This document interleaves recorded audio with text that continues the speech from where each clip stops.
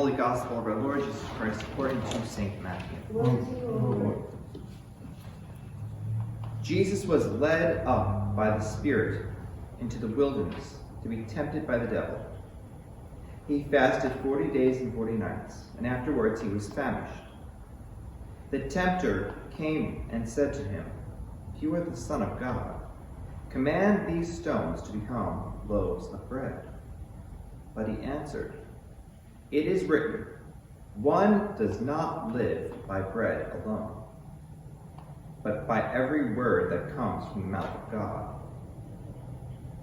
Then the devil took him to the holy city and placed him on a pinnacle of the temple, saying to him, "If you are the Son of God, throw yourself down, for it is written, He will command His angels concerning you, and on their hands they will bear you up, and so that you will not dash your foot against a stone." Jesus said to him, "Again, it is written, do not put the Lord your God to the test."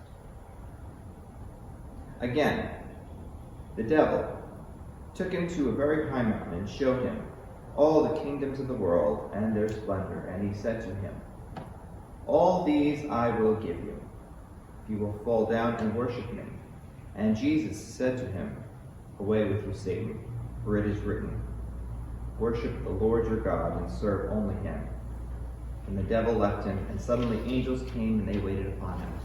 The Gospel of the Lord. Praise to you, Lord Jesus.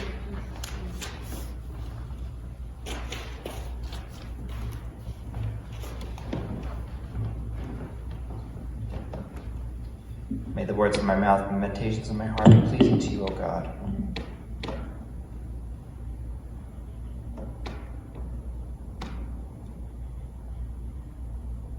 We have an interesting mixture of readings today. We start with Genesis, the beginning, the first sin. And now we're here in Matthew. And we're here, and in Matthew, Jesus is fasting for 40 days.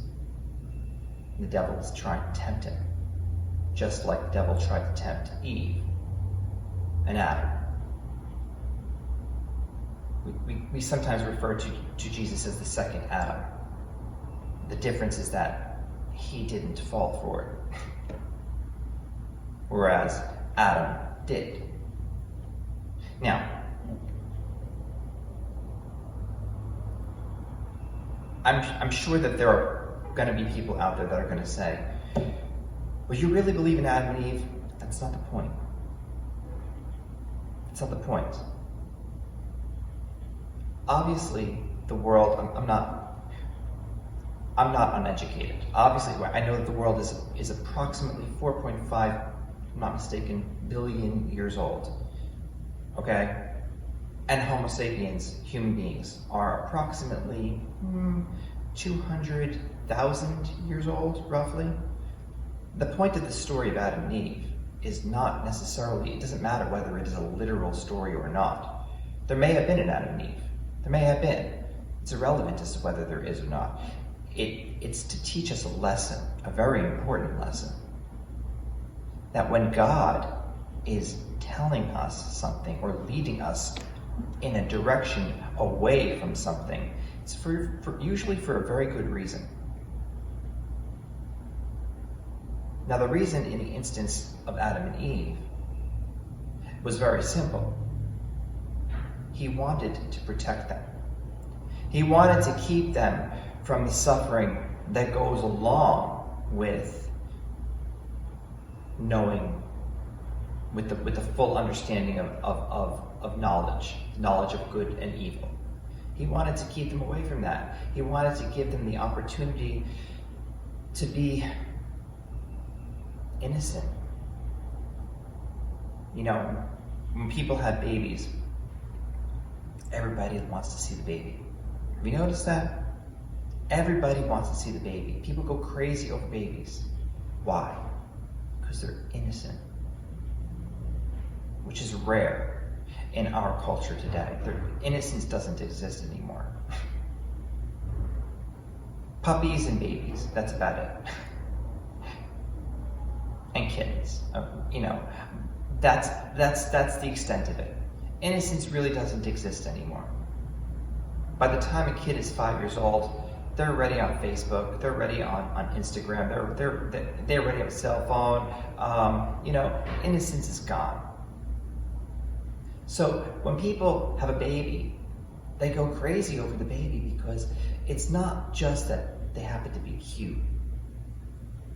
It's that something rare has occurred. Wow, something innocent. It may not even be conscious, it may be something subconscious, something deep-seated within us.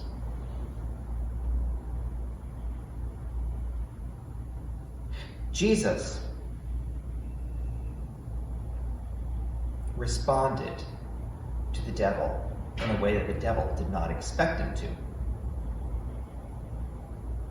The devil expected that, because the devil attacks us when we're at our weakest point. Whether it be when we're sick, or when we have just broken up with a spouse or a partner, or like a relationship of some sort, or if you've just lost somebody that you love that died. That's usually when the devil attacks, when you are at your weakest point. And Jesus was in a desert fasting, okay, 40 days. Now we're not quite sure at which point the devil comes along, but we know that at some point along this process, he shows up, okay, and he figures he's weak. He's at a weak point, he's hungry. He'll do just about anything at this point. Never expecting that Jesus would come back with scripture and with very strong statements. And that got the devil angry, of course. That got the devil angry. So the devil offered him everything that he could possibly offer him. And Jesus still turned him down.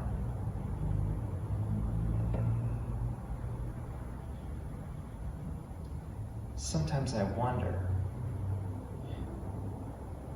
if the situation were one of us, a human being, a regular human being, how would we respond? How would we respond?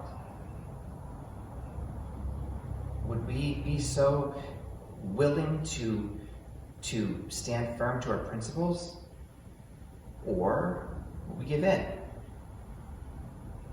I read something recently, maybe it was about a month ago, about a woman, not in the United States. Her daughter died. Now this woman was a Christian woman, a very church-going Christian woman.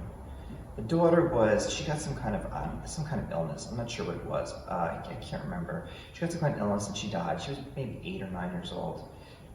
She went to every single witch doctor you could possibly imagine to try and bring this kid back. She really genuinely believed that these witch doctors could bring her daughter back from the dead. She would have done anything. That's when the devil attacks us, when we're at our weakest point. Now, the point that I'm making here is that as we are in the season of Lent, we have to remind ourselves of the struggles that Jesus went through, the adversities that he went through, all along his passion journey. And when we are dealing in our journey, in our life journey, we need to think about that. We need to think about each step that he took before we make a decision. Here's a perfect example. Let's say, for example, and this actually did happen to somebody. I read this recently. Let's say, for example, you are broke. I mean, really broke. Okay, you lose all your money, I don't know, like in the stock market or something, or some kind of a whatever, okay? And somebody offers you $100,000. And all you have to do is deliver this package from point A to point B. Now you know that that package has got something in it that's not legal. You know that that package has got something in it that does not belong going from point A to point B. Do you do it? Do you do it? Or do you take a step back and say, I may be in a time of struggle in my life, but no matter how hard the struggle in my life is at present, it is not as hard as the struggle that Christ did during the season of Passion, fasting for 40 days and 40 nights. That's not easy to do. It's a nice talk. It's a nice talk about, but it's not easy to do. That's what's hard about being a Christian. Being a Christian is not easy. Nobody said it was going to be easy to be a Christian. Being a Christian is tough. It could be something as simple as, I don't know, being nice to somebody who you really dislike. That's hard. Especially if it's somebody who you really dislike. That's really not easy. That's a tough one. There's a reason why the statue of the risen Christ is covered today, first Sunday of Lent. It's a symbol. It's to symbolize the fact that in the season of Lent, just as Christ was, when he died, he was buried in the burial shroud. He was covered in the burial shroud, okay? It's to symbol that we are not in a time of celebration in the church season, okay? We are in a time of internal reflection and penitence, in a sense.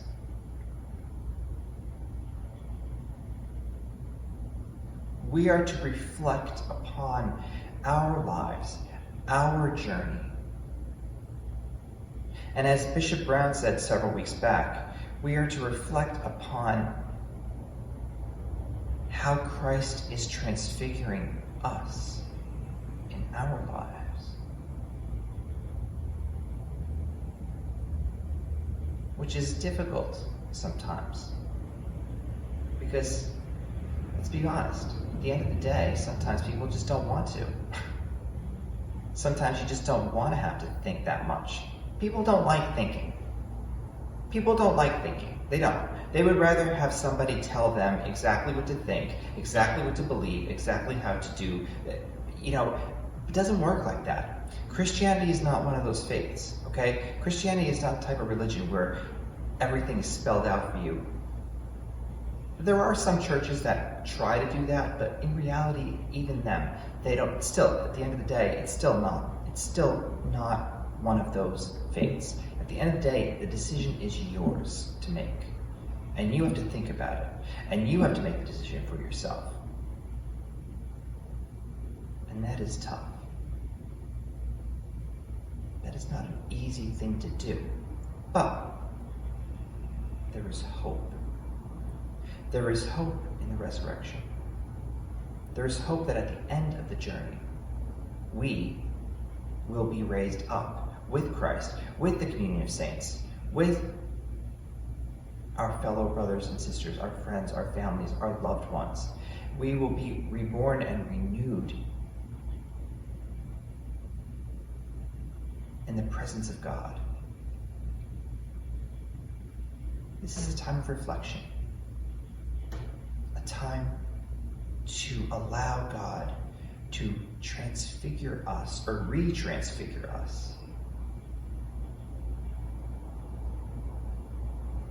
It is a time for us to open ourselves up to God. And part of doing that could be fasting for some people. For other people, they choose a different option. For other people, they choose, for example, to, instead of doing fasting, they choose to do something good for somebody else. Like, I don't know, volunteer at the soup kitchen a couple times a month. Or a couple times, if they were doing it a couple times a month, maybe this time they'll do it a couple times a week. Okay? Do more charity work. Be more willing to give of yourself. If you have the money, be more willing to give of your money to a charity or to your church or to somebody in need. Let's say you've got a friend who is in need that is really struggling. It doesn't necessarily have to be fasting. Could be giving of yourself too, which I mentioned on Ash Wednesday. I talked about this in the evening, but I didn't post it. This cross, this crucifix, was given to me. It's a gift. Beautiful. It's a beautiful crucifix. I don't know if you can all see it. Okay, it's quite beautiful. Silver. It was given to me by a fellow clergy person. He found it in his mother's attic when he was cleaning. And it was black. I mean, it was literally black. It was like the color of ash. And he said to me, "Do you want this?" And I said, "You don't want it?" He said, "I found it in my mother's attic. It's junk." I said, "No, it's not. It's silver. It's junk. It's black." I said, "Really? Are you sure you don't want this?" "Nah, I don't want it." I said, "Okay." Brought it home. I put some toothpaste on it with a toothbrush, cleaned it up. 10 minutes later, boom, nice and bright and shiny. I saw him a year later. He said, "That's a beautiful crucifix. Where did you get that?" I said, "You gave it to me." He said, "What are you talking about?" I said, "It's the one that you found in your mother's attic." He was stunned. I said to him, "Well, you want it back?" He said, no. I mean, I gave it to you. It's yours." He said, I can't understand. What did you do?" I said, "I just put some toothpaste on it. Cleaned it up a little bit." We are like this crucifix was, okay? We go through these trials in our life and we become like ash. But if we allow the Holy Spirit, if we allow Jesus to transfigure us, if we allow him to renew us, if we allow him to, especially during the season of Lent, if we allow him to fix us, then at the end of the day, or at the end of our trial, we will be bright and shiny, just like this crucifix is bright and shiny.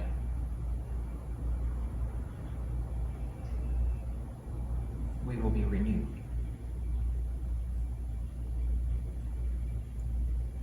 Let us be renewed in Christ. Amen.